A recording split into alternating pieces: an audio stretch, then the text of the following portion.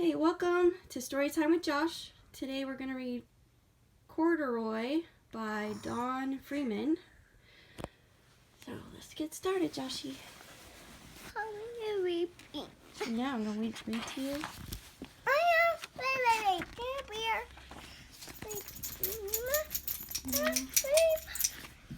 It's okay.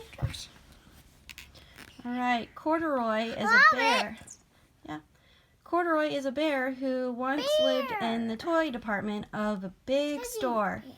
Day after day, he waited with all the other animals and dolls for somebody to come along and take him home. Luna, you just sat on the book. Oh, really? No. All right. Let's move it. Okay, here we go. Let's try this again. Corduroy is a bear who once lived in the toy department of a big store. Day after day, he waited with all the other animals and dolls for somebody to come along and take him home. Take him home? Yep. The store was always filled with shoppers buying all sorts of things. But no one ever seemed to want a small bear in green overalls. Mommy, go. Nyan too. There. Yep.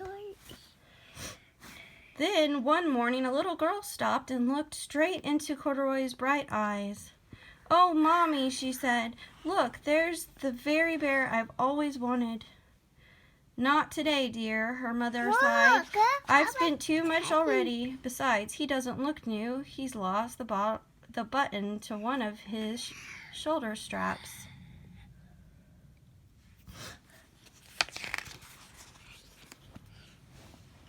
Corduroy watched them sadly as they walked away. "I didn't know I'd lost a button," he said to himself. "Tonight I will go and see if I can find it." Joshy, don't sit on the book. Okay. Late that evening, when all the shoppers had gone and the doors were shut and locked, Corduroy climbed carefully down... No, Josh, just because Luna did that doesn't mean you get to. Carefully down from his shelf and began searching everywhere on the floor for his lost button.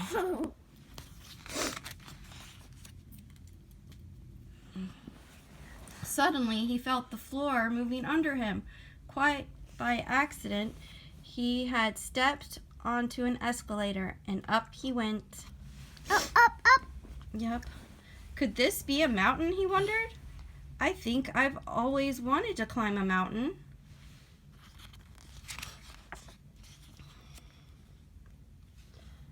Here we go. He stepped off the escalator as it reached the next floor, and there, before his eyes, was a most amazing sight. Tables and chairs and lamps and sofas and rows of beds. This must be a palace, Corduroy gasped. "I guess I've always wanted to live in a palace." Josh, leave Luna alone. No. Okay. He wandered around, admiring the furniture. "This must be a bed," he said. "I've always wanted to sleep in a bed." And up he crawled into a dark, thick mattress. Josh, stop. Leave Luna alone. No. All at once, he saw something small and round. "Why, here's my button," he cried, and he tried to pick it up. But like all the other buttons on the mattress, it was tied down tight. He yanked and pulled with both paws until pop! Off came the button, and off the mattress Corduroy toppled. Bang into a tall floor lamp. Over it fell with a crash.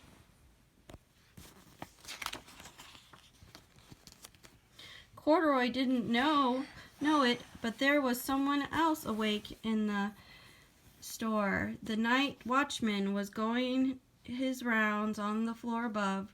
When he heard the crash, he came dashing down the escalator. "Now who in the world did that?" he exclaimed. "Somebody must be hiding around here."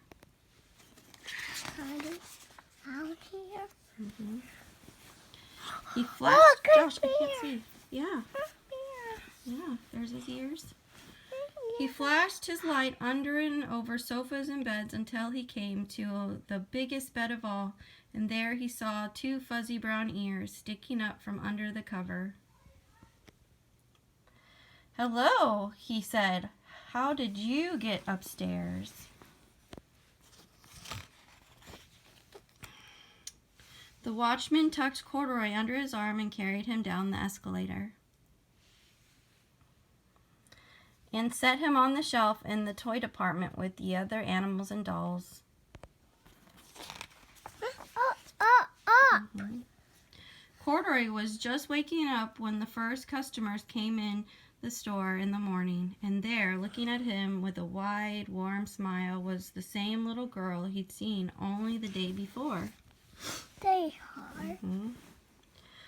"I'm Lisa," she said, "and you're going to be my very own bear. Last night I counted what I've saved in my piggy bank, and my mother said I could bring you home." Mama, sit down. Look. "Shall I put him in a box for you?" the saleslady asked. "Oh no. Oh no, thank you," Lisa answered, and she carried Corduroy home in her arms. Joshy, stop. Sit down. Not on the book. Joshua, stop. She ran all the way up 4 flights of stairs into her family's apartment and straight to her own room.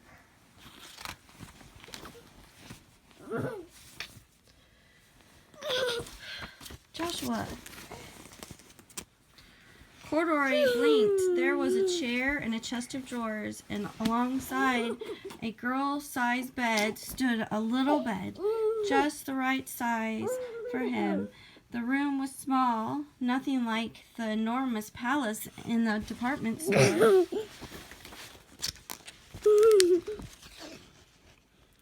"This must be home," he said. "I know I've always wanted a home." You're being silly today, Josh. Yes, it is. Joshy, I can't read the story if your head's on it. Lisa sat down with Corduroy on her lap and began to sew a button on his overalls. "I like you the way you are," she said, "but you'll be more comfortable with your shoulder strap fastened."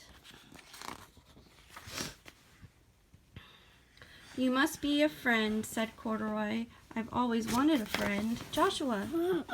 "Me too," said Lisa, and gave him a big hug. The end.